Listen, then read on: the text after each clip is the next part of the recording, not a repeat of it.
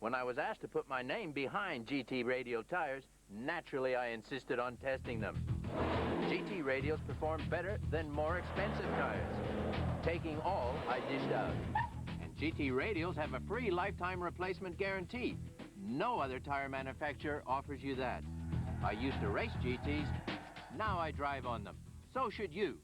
Call 136282 for your nearest outlet.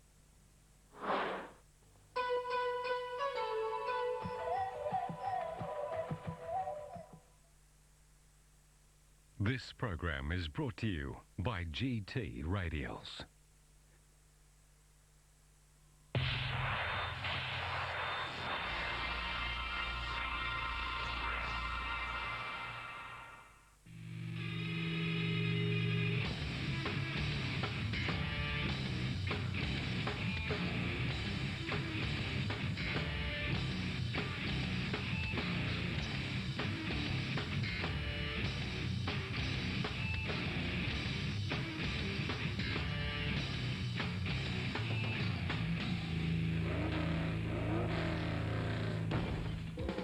Thanks for joining us on today's edition of Speedweek. I'm John Thompson.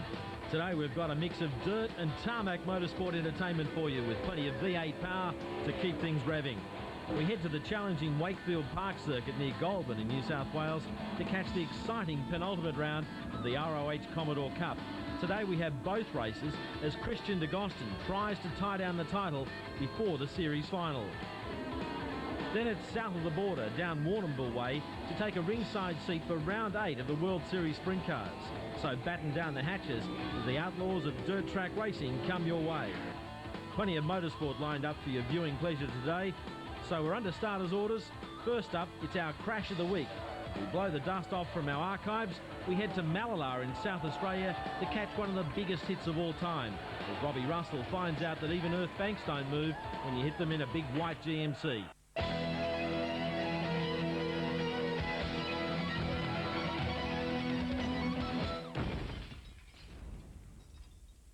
Crash of the Week this week comes from the heavyweights of motorsport, who make more bang when they brang.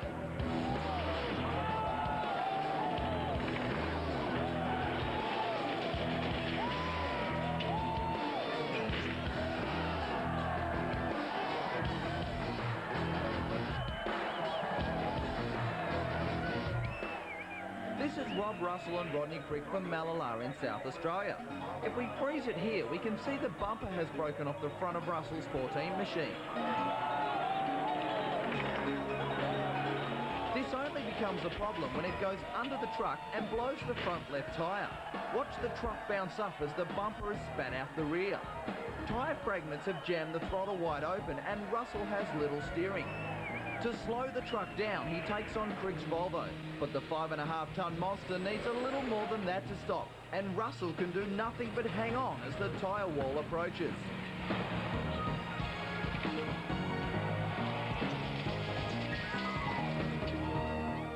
Fortunately though, Robbie Russell stepped from the truck unharmed, but a little stiff. Taking another look now, and it's amazing the forces at work as the white GMC becomes a front-end loader.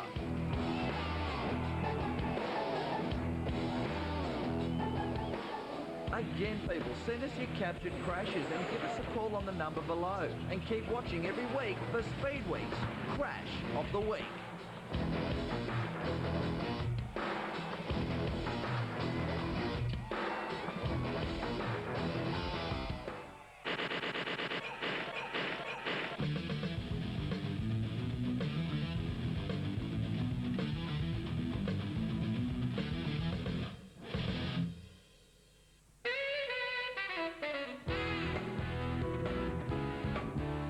G'day and welcome to our coverage of Round 8 of World Series Sprintcars from the scariest quarter mile in the country, Premier Speedway in Warrnambool, Victoria.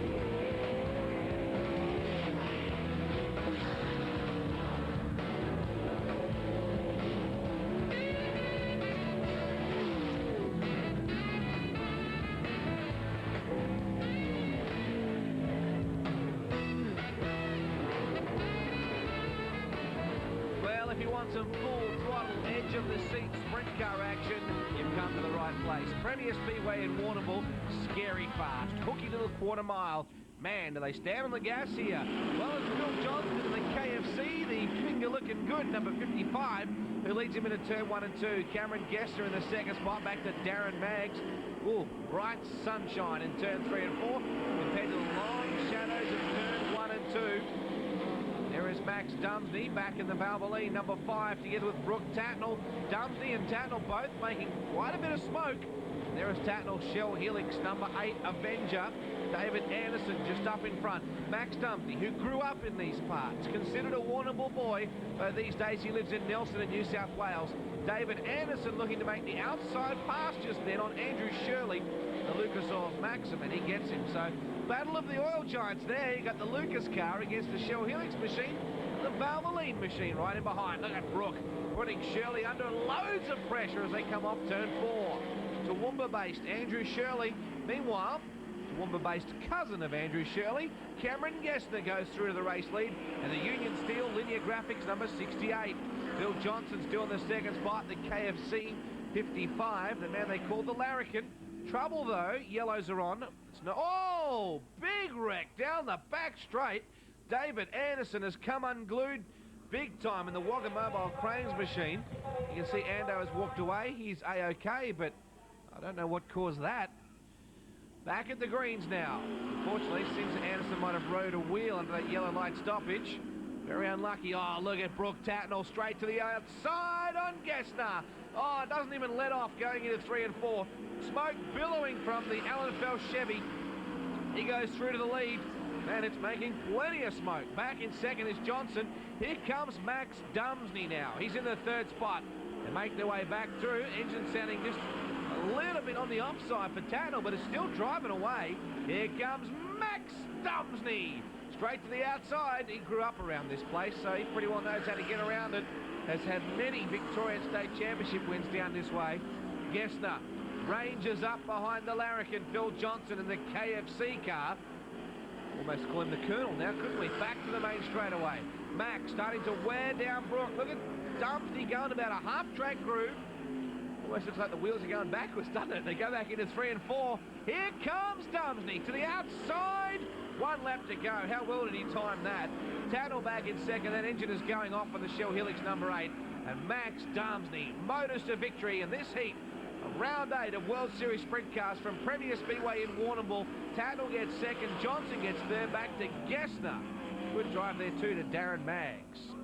More heat race action coming to us moments away. Well, the news is all bad for the Brooke Tatnell camp. Uh-oh. A lot of smoke. They believe he might have holed a piston or something in the Shell Helix Avenger. So there's going to be a motor change needed right here. Have they got time to do it? You'd certainly think so. Huge crowd packed in at Warrnambool. They love their sprint car racing down here. Jeremy Warren in the car number 52 lines up in the inside front row. Well, big field here, the second heat of World Series Sprint Cars. Jeremy Warren, the expat West Aussie, although I think he started off in Victoria, moved to Western Australia, now he's back in Victoria. Darryl Wright tries the outside groove. Here comes David Murcott. Now here's another expat story. There's a guy that was born in Melbourne, moved to Tasmania, has now come back to Melbourne, driving for a Tasmanian car owner. Did you get that? The Randwell, number 71, storming up behind Darryl Wright, the South Aussie, a hard-charging racer in car number 28. He's been known for his wheelies from time to time. Back in third, it's Jeremy Warren in the Precision Race Components. Number 52, Ken Veal, the Precision Race Components team, has put young Jeremy Warren under his wing for this year, if you'll pardon the expression. Right, still blasting away down the back straightaway, opening up plenty of ground. They are clocking enormous speeds around this little facility. It looks a lot bigger on TV than it is in real life. It's very banked. Man, is it fast. Huge crowd, look at that, they're packed in the rural setting of Premier Speedway in Warrnambool, Victoria, a whaling town. It's extremely cold down that way. They love their sprint cars, they love to party hard after the racing too. Here comes Wright, storming off turn number 4, cushion starting to form up higher on the track. Oh, Murcott's running him down for sure. Running a little bit higher on the track going in. Wright is pinching off the corners. It's costing him a bit of momentum. Here comes Murcott as a big Bo Peep on the bottom. No room there, but he's certainly quicker in a straight line, it would seem. The number 71 closing right in once more on Darryl Wright. Can he make it stick off the bottom? Wright kicks it glued to the floor. Not very long left in this. What a great race. Murcott trying to come back. Recently scored himself $20,000 by winning the Premier's Cup race in Tasmania. But Wright should be able to triumph here. He can just keep those good lines. There's one lap to go. Murcott gets a look on the inside. Here they go. Wheel to wheel. Wright should be able to hang on just. Great racing from Warrnambool. Taking the win was Wright. In second was Murcott. Back to Warren.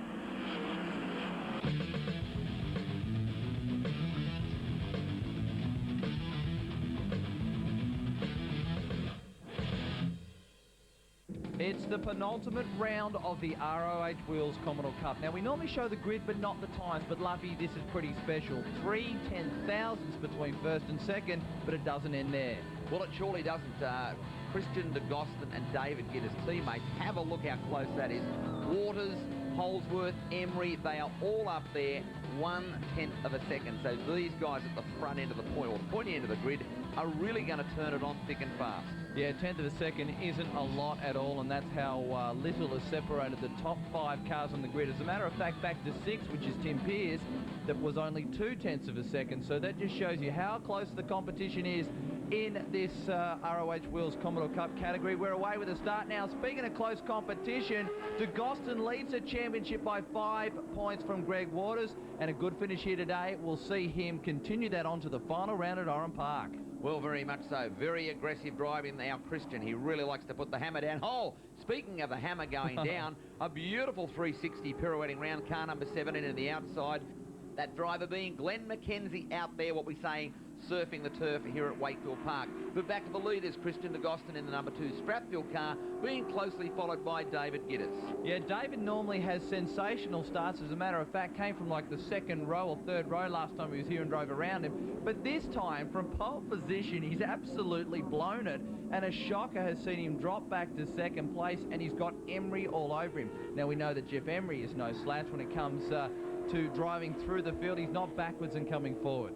Well, he surely is, let's say, one of the most inspired drivers. He turns it on thick and fast, very, very late under brakes, as is Greg Waters in the Corvette Queensland car coming in 4th place. But the 2 Stratfield cars come onto the main straight, 1 and 2 in close formation, and Christian is a man on a mission at the moment. The foot is through the floor, and he is really trying to amass, let's say, maximum points. Yeah, there's McKenzie just getting back on the track. Looks like he's got a guard running on the right rear, so maybe some contact caused him to spear off at the first turn.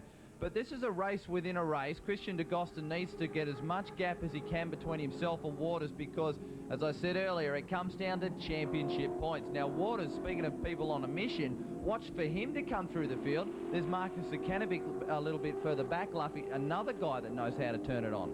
Well, he does. Zakanovic, we saw at in South Australia at Mallala Motorsport Park, really, really ballistic, I guess you could say, going up the back straight. Very late under brakes, but the Wakefield Park layout is incredibly tight. It really comes back to the way you drive the car. You can see Christian there setting the car up, a beautiful oversteer drift into the corner, and you can see why he really is out at the pointy end of the field at this point in time. Back and forth at the moment is Brett Holdsworth, the young Queenslander who is racing with his brother. His younger 17-year-old brother Lee is competing for the very first time in this ROH Wheels Commodore category, driving the Tower Real Estate car. He's a little bit further back in the field, but Brett up to 4th, one of the strongest drives we've seen from him.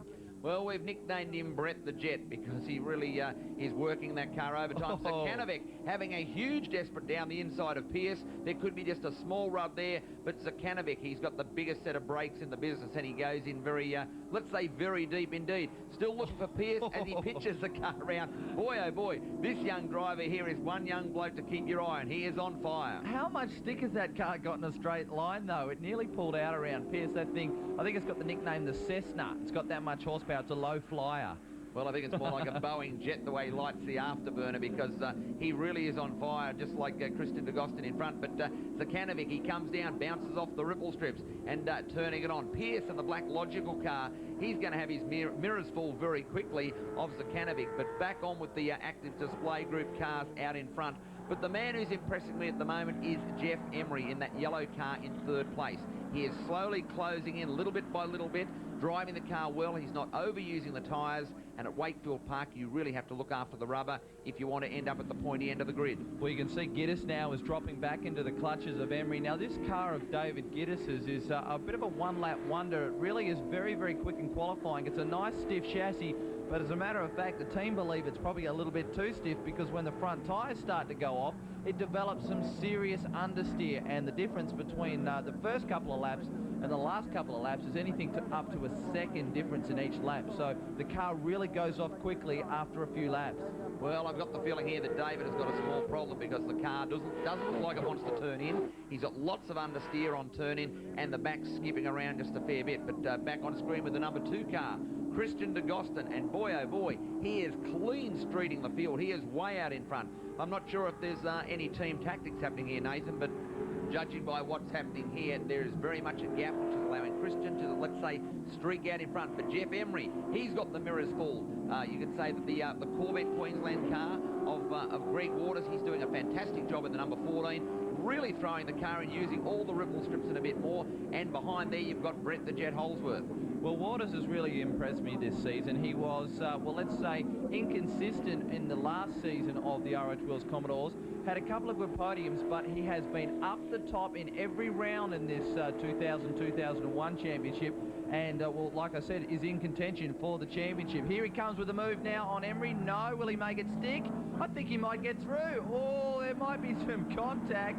I think he might have the right run, though, if he keeps the boot into it now, Luffy. Well, it looks that way. He went in incredibly deep under brakes. We've seen him at many of the other circuits. Really knows how to get the car right into the threshold, deep braking. That's allowing him to get the exit speed. And as you said before, he is really chasing every point that he wants in this particular series. So at the moment, third place is extra points. Let's see how David Giddis can hold him out because he really is a man on the move as we watch. Waters coming through, really turning it on and cutting over the ripple strips as well. Yeah, he's certainly the fastest car on the racetrack at the moment. But look at this freight train further back. Holdsworth is in there and he's hanging on like a terrier dog, not wanting to let go of the tail of Jeff Emery. That Rendell Engines number 5 has always been in the thick of the action. About the only thing Christian de Gostin's got to worry about at the moment is what he's going to say at the winner's podium. Well, Christian's never stuck for words. He really has got a mouthful of marbles and knows what it's all about. Very talented driver. In fact, all of these front drivers really doing an exceptional job. Pierce, boy oh boy, what a man on the move. I guess you could say that Holsworth moves to the inside to cover the line. Pierce moves to the outside. These front cars, as they're all racing together, are really slowing each other up, Nathan. Yeah, it looks that way, or Christian's either just weapon fast today because he's driving away from the field. Giddis now, he's got to have a problem. Look at Waters all over him. The straight line speed of the Corvette car, absolute monster down the front straight. On board with Giddis now. Look at the slide. Big move there, Luffy. Well, he surely was. I'm not sure whether David has actually missed a gear change or something because the way Waters absolutely just drove past him indicated that something must be amiss. But I did notice down there in pit lane there seems to be either a bad sportsmanship flag being held out or a black flag. I can't see actually from here, but there is a numbered board out there with someone's number, so it'll be interesting to see who's, let's say, getting the rough end of the stick from the officials here at Wakefield Park Raceway. Boy, the onboard really gets you to see how much of the racetrack they use. David Giddis pushing it right out to the ripple strips there. Waters has already got a car and a half length out on Giddis in half a lap, so obviously he was being held up. But I think Emery also may have a little bit of a problem. There's Pierce hiking the wheels. He qualified within 2/10 of pole, so he's on the pace today, as is Holdsworth in the TTM Traffic Engineering number 99, but we haven't really seen his brother Lee, so maybe if talent's in the family, Lee will be one to watch in the future, Luffy. Yeah, well, Team Holdsworth, we're going to nickname it. We've called him Brett the Jet, but the whole family, it's mother and father, they all get into it. In fact, having a bit of a chat with Mum, she sits there, her job is to bite her fingernails when the boys are out there racing, but a great family, and it's good to see the whole family spirit getting in there. Oh. But speaking of the spirit, Waters coming broadside onto the main straight. He can see Christian de Gostin out in front. And boy, oh boy, he's got the, I guess you could say the lights on. But speaking of the lights on, we've got cars looping around in all directions down here. Not exactly sure what happened, Nathan. We turned our back for a split second. And we've got cars going backwards off the circuit, but that's not holding anything up. As, I guess you could say, Christian de Gostin is still extending that lead. McLeod there with some damage. Possibly that's why John Vernon has spun it in the middle of the racetrack there. He is in a bit of a precarious position at the moment, and let's see if he can get it off the track. Here's de Gostin though. The man is smooth. He is just absolutely picture perfect. here at Wakefield Park. He took the win at the last time they competed here, and looks like he's on his way to the same sort of stuff here today. Here's Giddis, though, still holding out Emery, and there's Vernon in the middle of the racetrack. Now, yellow flags, no passing here, Luffy. Well, that's right. When the yellow flags are out, all drivers have to actually sort of indicate they're to the flags, a bit of a wave. They're not supposed to gain any position. Definitely no passing until they get to the next flag point where the green flag is displayed. So it's racing back to normal again. Holdsworth, you said before, Nathan, he's like a terrier. I think he's more like a bull mastiff. He's got the head down, and he is really on a mission. We just saw then Pierce in the logical car coming through completely broadside. This man is on fire today. Yeah, he's the gas man of this round, that's for sure. Good to see Vernon's managed to push the car off the racing line, so the yellow should be removed from that part of the circuit next time they come round. Waters starting to make an impact onto Christian DeGosta now. He really has closed the gap. Now, it's interesting to think, Luffy, as we go on board with David Giddis in the bottom left-hand corner. Oh, there's Emery. Emery has got around David Giddis, so he's on a move now. So maybe Giddis has played shotgun, held the rest of the field up, and let Christian bolt. Well, it looks that way. Maybe a little bit of team tactics at the end of the day. If Team Strathfield could take out the championship, which looks very much like it's heading in that direction, it's a great way to have some team tactics. But as you said, Emery's no slouch around here. The car is sliding around quite a lot. But at the moment, Christian is leading exceptionally well. But Waters is the man who's driving incredibly smoothly. We saw that slide on the main straight. He's making up a huge amount. But here's the onboard. You see Giddis give the little wave. But have a look here. Emery completely broadside. Trail breaks into the corner. Power slide. He's off in the dirt. He's just overcooked it coming into the corner, leading onto the main straight. Oh, he's just gone in too deep. You can see he got on the brakes and the tail has come out. And Jeff Emery, all that hard work, he's just thrown it out the window. Giddis back to third. Holdsworth in fourth and coming on very, very fast. But Luffy, is it just too hot under brakes? Yeah, I think so. We've got the replay here. You'll see Jeff's car at the back end. He's got a little bit much brake bias on the back. Beautiful bit of trail brake. He's caught it nicely. He's got the foot just touching the brakes. But watch the back wheel. It just catches the edge of the circuit. Once you're in the dirt, he's got no traction, but I guess you could say lots of action. But Jeff Emery, he'll be back, and hopefully let's see if he can catch up to that little indiscretion. Look at the big black tyre marks as he leaves, as he smokes it up as he comes back on the track. Now Holdsworth all over the tail of Giddis. I spoke of the understeer that this car develops towards the end of the race. It's obviously hampering the car's speed because Holdsworth is coming on, and I'm impressed with Pierce. That logical number 6 has not left the tail of Holdsworth the entire race.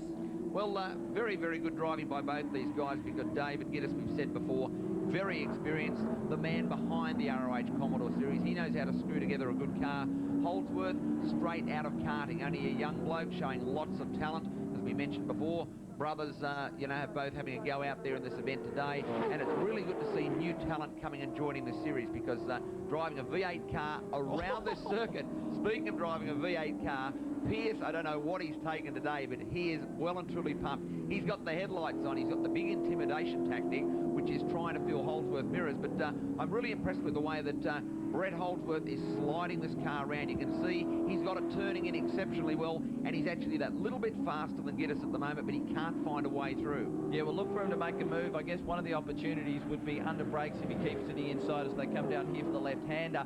Giddis's car is pretty good in the fast corners, but has developed a fair bit of push down here, and not this time for Holdsworth, but he certainly won't be long before he makes a move, Luffy. Yeah, well, I reckon the 99 car is, the balance of the car is very good, the way he's braking. He's not getting the car too much out of shape. You can see how he's feinting to the inside, moving to the outside. That is what's commonly called racecraft. And he's really trying to, let's say, trick David Giddis into moving the wrong way. A little bit like a game of chess. You sort of have a few different moves and try and set up checkmate. Here it is. Holdsworth down the outside. He's got the speed. There's definitely something wrong with Giddis's car. A beautiful piece of driving by Brett the Jet. That's why we've named him that. I think he must be sponsored by Qantas Airways or something. Yeah, pretty fast, and he's done it with the right amount of time to go. 1 lap left on the board for these guys, and as you can see there, Holdsworth up to third place. So a very, very big drive from him. Also, a.k.a. known as Tim Holdsworth. Sorry about that, Brett. Yeah, well, Tim Holdsworth, he's the manager at Warrnambool Park Raceway, and yeah, same name, different cousins. But yeah, we called him Brett the Jet because he really is on fire and doing a great job getting the car down to this incredibly tight second gear corner. Have a look at the inside wheel, just wheel hiking around, almost sprint car style, but incredibly smooth. Oh, a beautiful oversteer slide. He's got the race face on and heading towards the checkered flag. Yeah, he's confident. Oh, he nearly threw it away. A big tank slapper with only a couple of corners left to run. And Holsworth nearly threw it all away there. But speaking of doing it easily, Christian DeGostin and Greg Waters, you can see there first and second. And look at the fist pumping inside the car. Holsworth, do you think he's happy? You better believe it. He takes third place for his first ever podium finish here at Wakefield Park Raceway. Back to David Giddis in fourth, Tim Pearce in fifth. But some great racing, Luffy. Certainly sensational stuff. Yeah, well, it was, and I think the highlight of that was that last corner with Holdsworth coming in there. The adrenaline rush took over there. Absolutely spectacular, not taking anything away from Christian DeGostin. Well, there's Christian in pit lane, very happy with that victory, and that's pointing him into a bigger points lead. Stay with us, race 2 in the round 7 of the RH Wheels Commodores, later in today's show.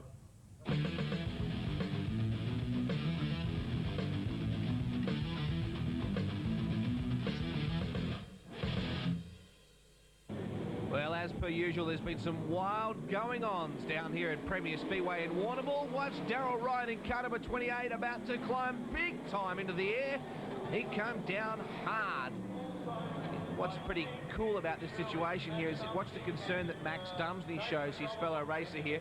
There is Andrew Shirley climbing out, and Max is already over at the scene just to see whether Darryl is okay. You can see Max just standing there with the crash crew, and I'm happy to say that Darryl, although a bit shaken up, was later released and was A-OK. It's a big ride. He just hooks a rut, gets some bite when he didn't need it, and boom, over big time. The 28 car, it's a bone-jarring ride. Safety is very, very good in this sport, but even wrecks like that have got to ring your bell just a little bit. Darryl's okay, that's the main bit.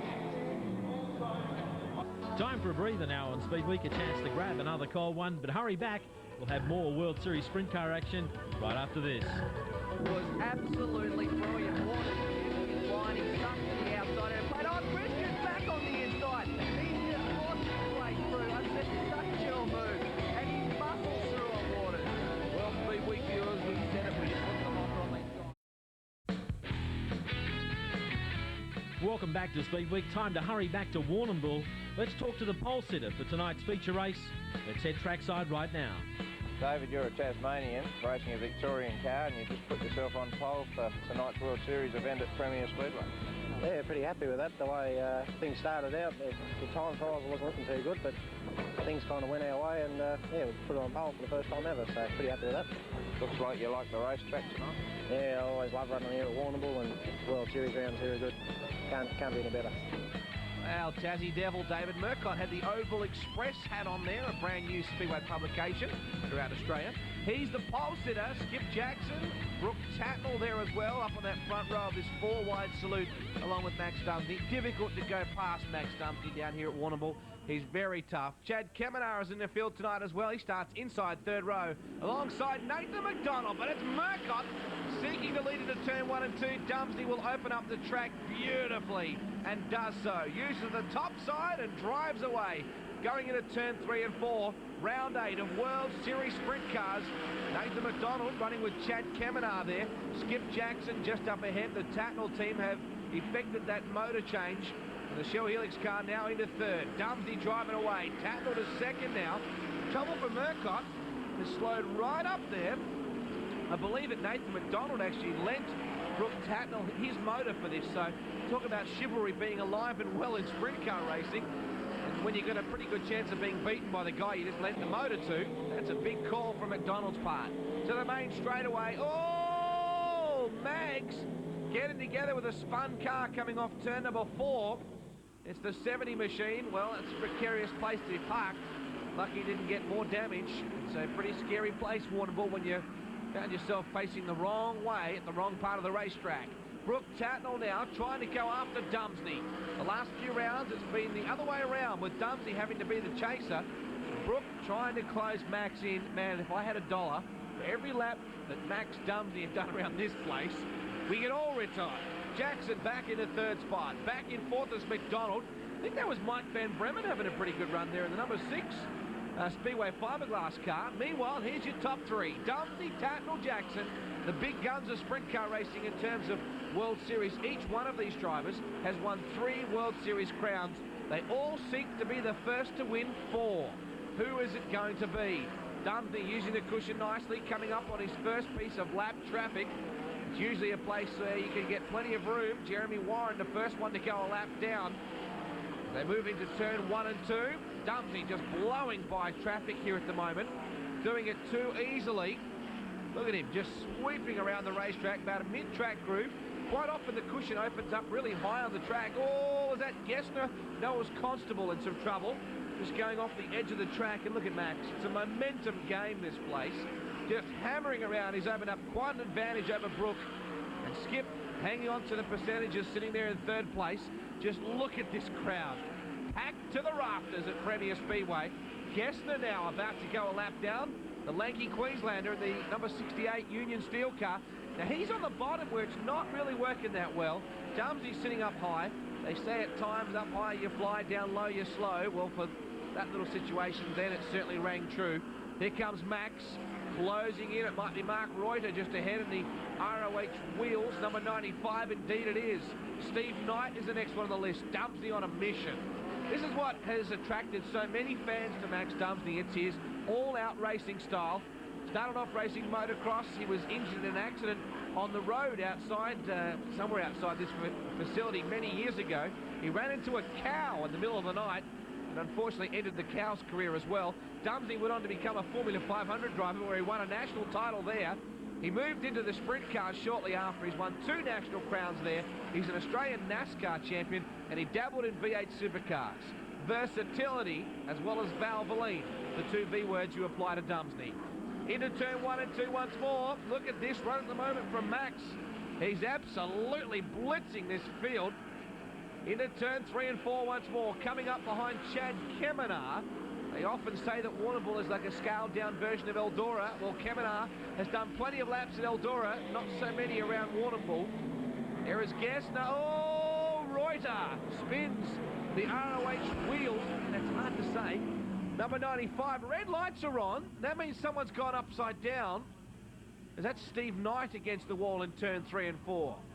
So unfortunately, Knight, the Flowcon engineering machine, has come unstuck. That bunches them all back up. Dumsey's lead reduced to nothing. Jackson dives to the bottom on Tatnall. Max too went to the bottom, which is a little curious. He was working so well the top side, mind you, the way this car has been set. Mouse Green turning the spanners, the brother of Trevor Green, who has had plenty of experience around both Warrnambool and Eldora, knows how to set this car up, but Dumsey certainly knows how to drive it. Through the lead, he's opened up again over Brook.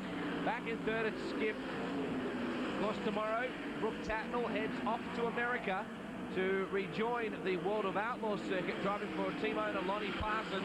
That's tomorrow in real-time terms. Skip Jackson back in 3rd. I think it's McDonald still back there in 4th. Good drive from Nathan, who's got the backing of the Royal Australian Air Force on board again this year. Now here they come up behind Jeremy Warren in car number 52. Dumsey just tearing around Warrnambool Speedway. He is without doubt Warrnambool's favourite son, this man. Still it's Tatnall and Jackson back in 2nd and 3rd respectively. And Max to the bottom, to the top, doesn't really matter. It's like someone's got a piece of rope on the infield. They're just swinging him around this place. Dumsey just on a mission. A father of 4 these days. His wife Melinda used to race sprint cars herself quite a bit. These days she's more resigned to what she does around the home. Well, Max is just doing the job. As always, there have been some hard luck stories this weekend. Nathan McDonald, who sat on pole for the Hoosier Dash, the car jumped out of gear. He had to finish 6th, which meant he started outside 3rd row. So that has really had a major bearing. He's now in 4th, but it's, well, you wonder. Wouldas, shouldas and couldas, as Brook Tatnall often says. Back to the main straight. There is Gessner. He's about to go a lap down. He got saved the indignity of getting it twice earlier on with that restart. But Dumsey, backed by Valvoline and also Mayday Earthmoving. Tony Landrigan out of Perth has been a long supporter of Dumsey's. The Parker, number 5, two-time Australian Sprint Car champion, won those titles at Bunbury and Tasmania, respectively. Gessner diving through the traffic here. Max probably doesn't want to know about this. That's Tommy Tarleton just up ahead. The American out of Fresno in California in the Iron V truck repairs. Number 22, Chem Blast car. Oh, look at that. That's a Max Blast. Forget Chem Blast. Straight around the outside he goes and gets Gessner. This man has got both feet on the pedal. And Max on cruise mode to victory lane at round 8 of the World Series Sprint Cars from his beloved Warrnambool Speedway. Brooke Tatner will get second. Skip Jackson gets third. Kudos to Nathan McDonald for lending Tatner a motor. Max, you certainly got going tonight. Yeah, the car was working great. Like, what can I say?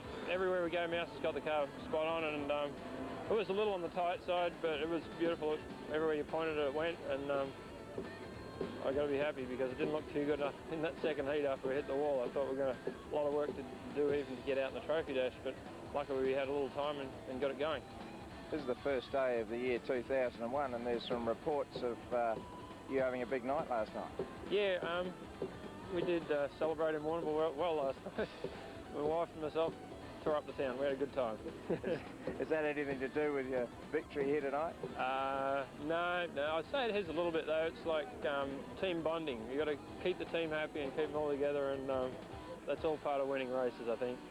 Brooke, you certainly have had a difficult night tonight, particularly with motor failure in one of the heat races.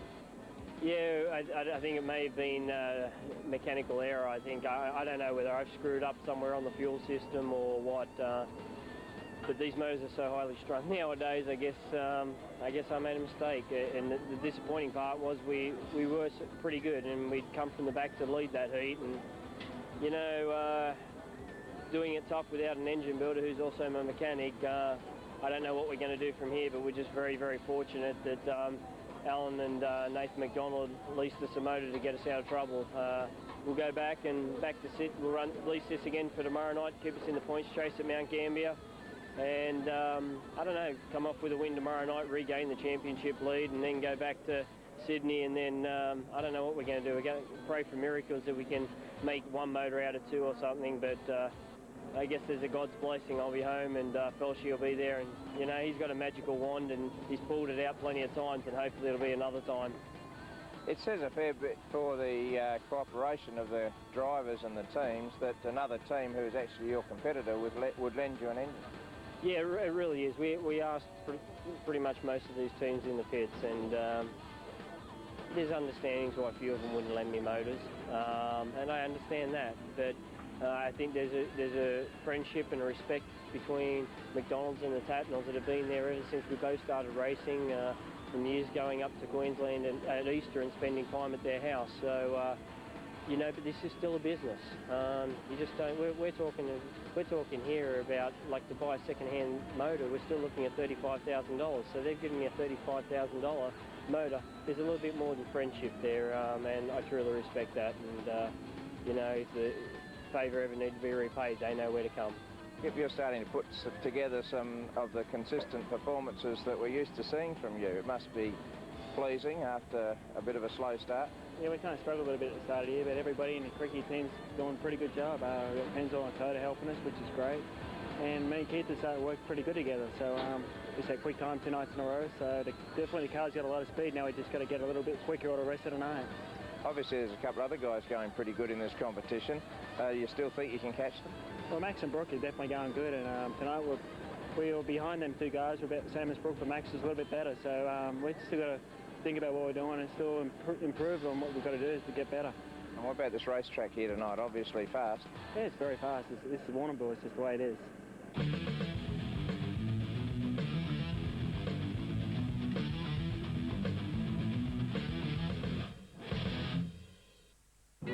Well, only a slight increase in the championship lead for Christian de Gostin after that sensational victory in race number 1. Can he do it again in race 2? Well, he's got it a lot harder because Greg Waters is starting alongside him.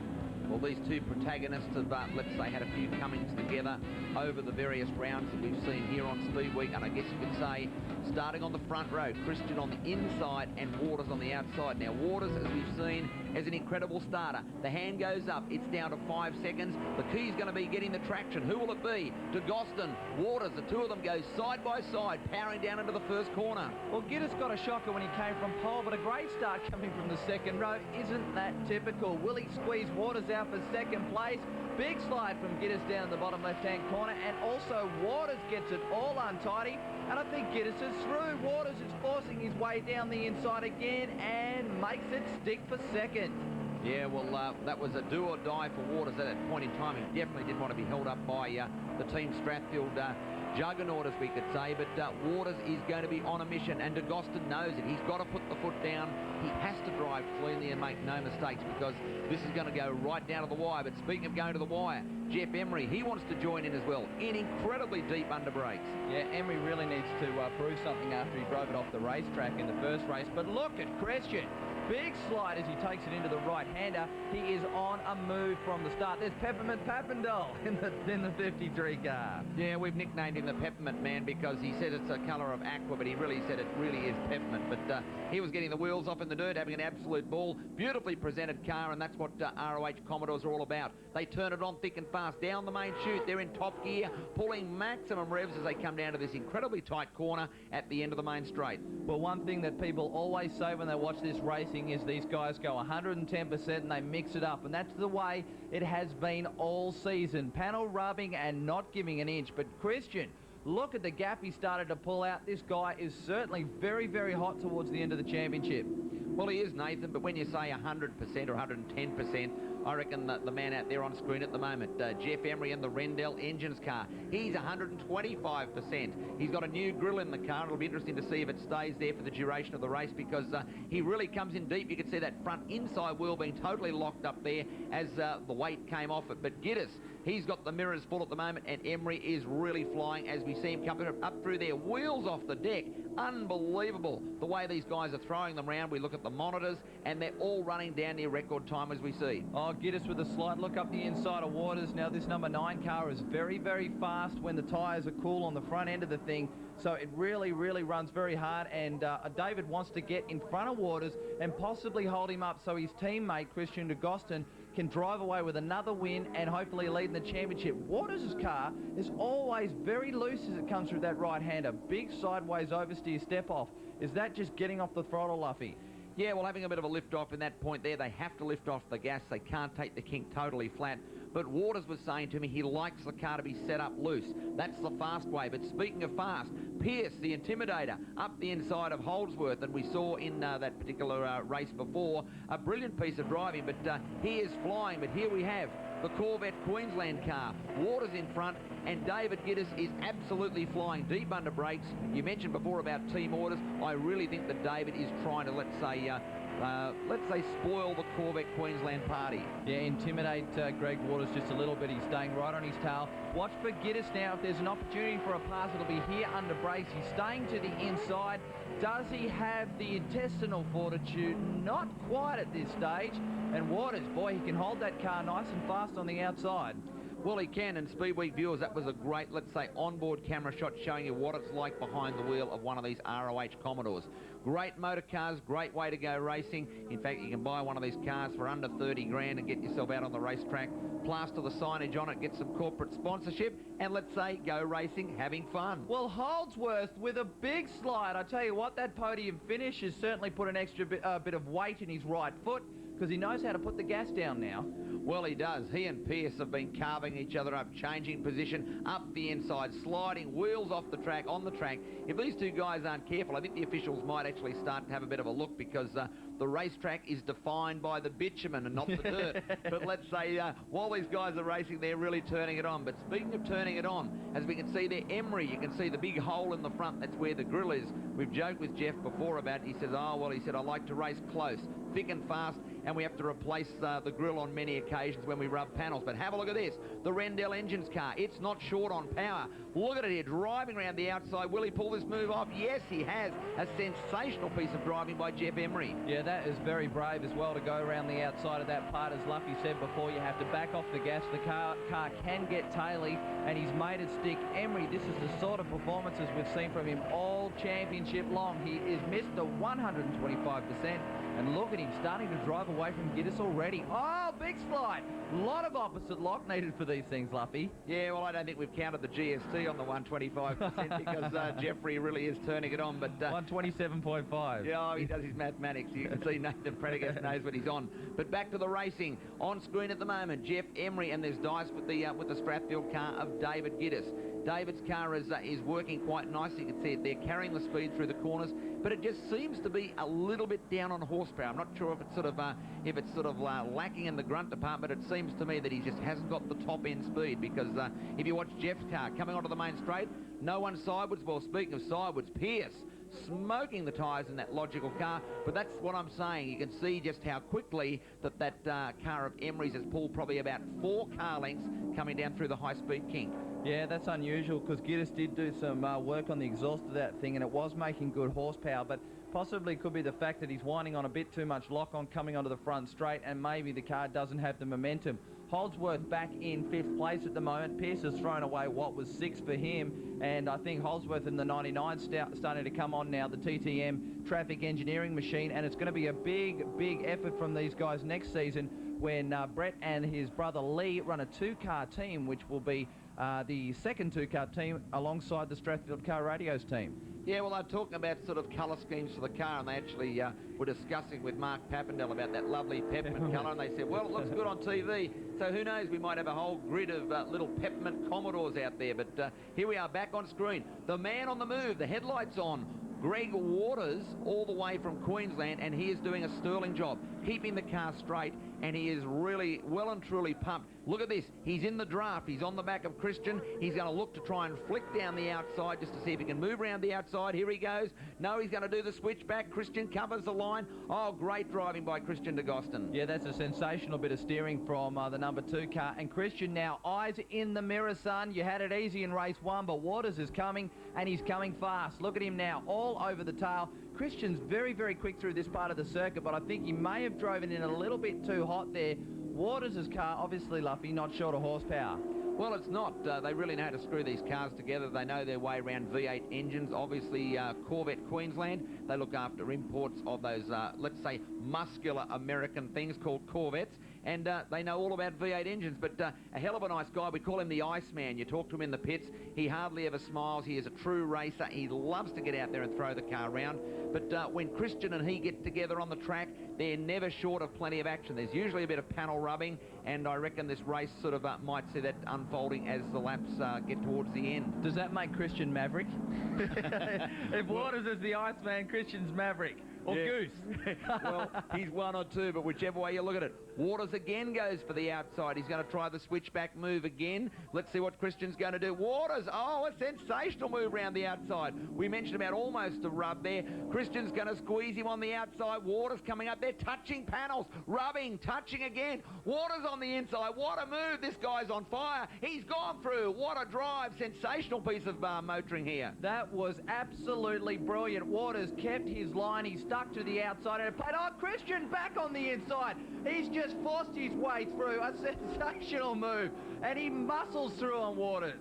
Well, Speedweek viewers, we said it. We didn't put the mocker on these guys. These guys are going head-to-head for the championship. It's any wonder we've got close racing. You can see Waters is coming back. He's not going to lie down and roll over. He looks for the inside. Oh, a touch in the back there. Cop that, Christian de Gostin. Get out the way. I'm coming through. The lights are on. And Emery's joining it. It's going to be a 3-way Commodore sandwich. Oh, look at Waters to the inside. Will he get the pass? He's through. Waters has gone down the inside. Christian for the switchback. And here comes Emery.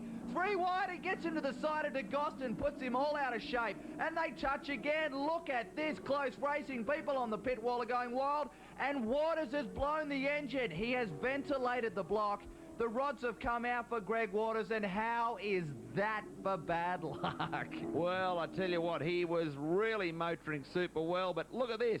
Jeff Emery, he has really been the spoiler. He has come through, but that's going to enable Christian to get very good points. So, amazing piece of driving. It's probably one of the best races we've seen here, but it isn't over yet. De Gostin, he's going to fight back. He really wants those points to wrap up the championship. But look at this, the 2 Strathfield cars. Giddis, he's on a move, so hopefully he won't unload his teammate. Well, Christian can breathe a bit easier now because his main championship rival is out of this one. Let's take a look at the replay on one of the most sensational laps in racing we've seen.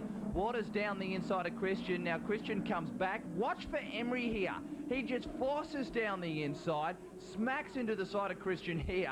Christian does a great job to hang on to it. Now Waters should be home and hosed here. He's driving away with this one. Look at that, Emery and DeGostin together again.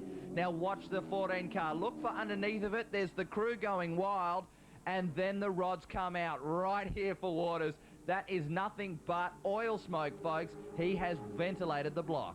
Well, he was giving it a big rev. He was really trying, and it's very unfortunate for that team. They put in a great effort. You don't like to see anyone go out in a trail of smoke. But they'll be back next year. I guarantee you one thing, that Waters, he's a fighter. Here's the onboard. Oh, I tell you what, talk about rallycross. Emery through the dirt. There's DeGostin and Emery coming back, rubbing panels again. Boy, oh boy, I think there'll be a few words, let's say, translated in the pits after this race. Yeah, we know Christian and Jeff Emery aren't shy to have a bit of a go. There's the grill from Emery. Well, now the car looks a bit more familiar because it's got the funny front end, but you got to hand it to Jeff. He's come from the back and into the lead of this one. He really is a tough racer. Well, he is, and on the back of the car it says Economy Bolt Company. They sponsor him. He is the most economical driver because, boy, oh boy, he uses every piece of the track and more, and a great driver. He really turns it on, and that's what makes ROH Commodore Racing here at Wakefield just so, let's say, very impressive indeed. But Emery, he is on a mission. He really wants maximum points here because in that last race, he was really upset when he spat it off the end of the main straight. He said, I made a little error of judgment. He said, I will not do it again, and guess what? He's a man of his word. Well, Christian's still on the pace. He certainly is back there behind Emery, but I think the intensity's just nosed over a little bit. Christian can now breathe a sigh of relief, and if he stays in this position, he will go into the next round with something like 28 odd points gap between himself and Greg Waters, which basically means a top 5 finish at Oran Park for the final round will seal him the championship. So that's bad luck for Waters, but as we know, this is motor racing. Anything can happen, and Christian could be taken out. It happened to Murray Platt. He wrote the car off at the final round. We don't want to put the mocker on Christian, but the championship is not over yet, Luffy. Well, it surely isn't, and you can see Emery has now really got the mirrors full. Christian has been driving very smooth. Jeff has made a couple little tactical moves up on the ripple strips, getting the car loose, and you can see Christian turning the car in. Front end skid, lots of understeer, and he comes around, neutralises the car on the throttle, and Christian is driving, let's say, very economically at this point in time. Yeah, he certainly is. He's just keeping on the tail of Emery if he makes any mistakes, because it is possible. But, well, boy, he's good under brakes there. He certainly made some ground up. Jeff's car is very loose. It always gets a bit of oversteer, Luffy, but he doesn't really seem to lose a lot of time with it. Is it just his driving style? Well, he's a very talented driver. We've said it before. Sometimes a little on the aggressive side, but, well, that's motor racing. If it wins races, it achieves it. But the guys at Warrnambool Race Engines know how to screw together a V8, and this car is definitely not short of mumbo. We've seen it at many of the races. They've had a few problems, but they've come back. They've gone and sort of put the car on the dyno, and these guys are always chasing horsepower. But as you can see, straight line speed or top end, as we see the one-lap board come out for these drivers, the car has got plenty of top-end mumbo, which means at the end of the main straight, it's really pulling maximum horsepower. Well, if Christian wants to go for the race victory, this is his last opportunity because he's only got one lap left to go. He's got the headlights on. Now, I don't remember them being on before, so possibly a little bit of intimidation tactics for the last couple of corners here on Emery. He's pushing hard. I thought he might have been dropping off the pace, but he's still locking up brakes. And watch him here as he comes down under brakes. He really gets a lot of ground on Jeff Emery. Really is very, very fast at this point on the racetrack. Well, down to the second gear corner. They come out of here, punch it up into third gear. The cars are really motoring. Then they come up through this very high-speed right-hander. They pluck fourth gear along the short straight towards the main straight. Hard on the brakes again. They go straight from fourth gear back to second gear. The key here is not to get the car too deep under brakes. Well, Jeff Emery will take this one out, I'm pretty sure of that. Christian DeGostin is not close enough to do anything with it. And that's been a great drive from the Warrnambool Engines number 5. Look at the crew. They're going wild on pit lane here. Jeff Emery gets the win back to Christian DeGostin in second. David Giddis brings up third for the team, but Luffy, that's great news for Christian championship-wise. Well, it surely is. With one more round to go, he's got a lot of points in the bag, and he can drive conservatively. But again, Christian DeGostin never drives conservatively. Let's wait and see what happens the next time we come aboard with the ROH Commodores on Speedweek. Well, the checkered flag has fallen for another week here on Australia's only year-round motorsport program. But don't despair, we'll be coming to a TV set near you again next week. So we hope you can join us then. I'm John Thompson from the Speedweek team. We hope you'll be watching when we come your way once more. See you then.